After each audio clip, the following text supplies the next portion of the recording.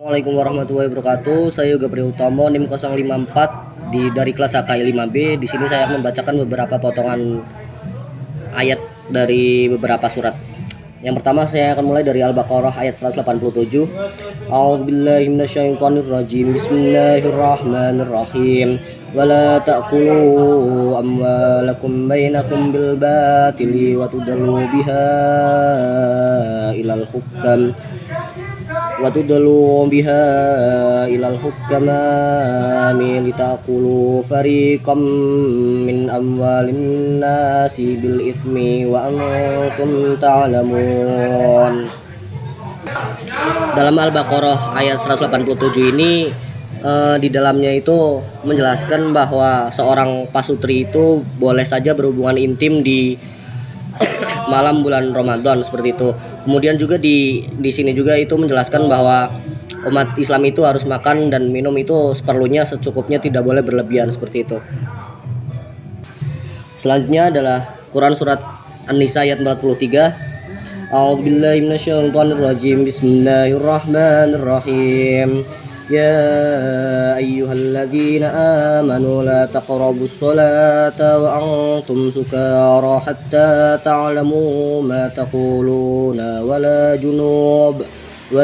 junuban illa 'abiri sabilin hatta taghtasilun wa in kuntum marda aw 'ala safarin aw jaa'a ahadun minkum minal ghaiti aw lamastumun nisaa falam tajidu ma'an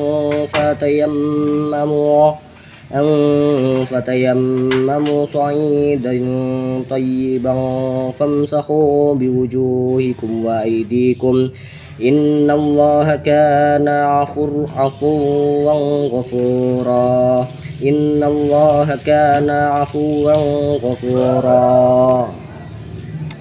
Dalam Quran surat An-Nisa ayat 43 ini di renungan saya itu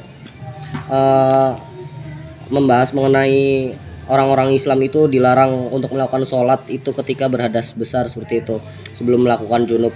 Kemudian juga beberapa orang itu boleh melakukan tayamum selain orang sakit, ya, seperti musafir atau sedang kesusahan air, benar-benar kesusahan air, seperti itu. Tapi yang masih janggal dalam pikiran saya itu, sekarang sejauh-jauh apapun musafir itu kan pasti ada tempat pemberhentiannya seperti itu, dan di situ rata-rata memiliki air dan tempat untuk sholat seperti itu. Jadi menurut saya masih bisa, yang musafir itu masih bisa lah untuk dilakukan sholat. Selanjutnya saya akan membacakan surat At-Taubah ayat 103. A'udzubillahi minasyaitonirrajim. Bismillahirrahmanirrahim. Khudh min amwalihim shadaqatan tutahhiruhum wa tuzakkihim biha wa shalli 'alaihim inna sholataka wa sakanun lahum wallahu samii'un 'alim. Dalam surat ini menjelaskan bahwa Allah itu menyuruh kita itu untuk bertaubat dan berzakat, karena zakat dan taubat itu dapat membantu menghilangkan dosa-dosa yang telah kita kerjakan sebelumnya, seperti itu. Selanjutnya adalah An-Nur ayat 30. Bismillahirrahmanirrahim. Kullil mu'minina saya ulangi. Kulil mu'minina yadbu min absarihim wa yahfadhu furujahum dzalika azka lahum innallaha khabirum bima yasnaun.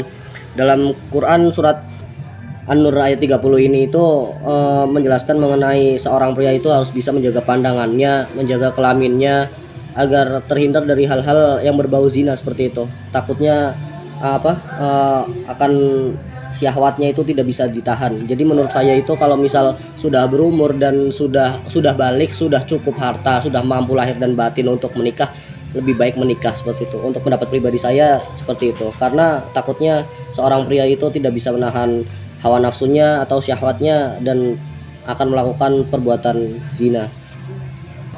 Selanjutnya adalah Quran surat Al-Ahzab ayat 59. Bismillahirrahmanirrahim. Ya ayyuhan nabiyyu qul li azwajika wa banatika wa nisa'il mu'minina yudnina 'alaihinna min jalabibihinna dzalika adna ay yu'rafna fala yu'dzain wa kana Allahu ghafurur rahim. Dalam Quran surat Al-Ahzab ini itu menjelaskan mengenai seorang muslimah itu menggunakan pakaian yang menutup auratnya gitu, termasuk jilbabnya seperti itu. Namun dalam hal ini itu apakah jilbabnya itu harus selalu itu, karena pada umumnya tidak mungkin juga kan kalau misal jarang sekali ada laki-laki yang melihat wanita walaupun tanpa berjilbab namun masih menggunakan pakaian yang lengkap, itu apakah syahwatnya akan timbul? Yang menjadi pertanyaan saya itu seperti itu. Jadi apakah hal tersebut apakah jilbabnya itu hanya tergantung dalam hijab doang, dalam kerudung doang seperti itu loh? Apakah tidak hal yang lain? Begitu menurut pendapat pribadi saya. Namun dalam surat ini itu lebih ditegaskan untuk seorang muslimah itu menggunakan pakaian yang menutup aurat serta hijabnya seperti itu. Sekian dari saya. Wassalamualaikum warahmatullahi wabarakatuh.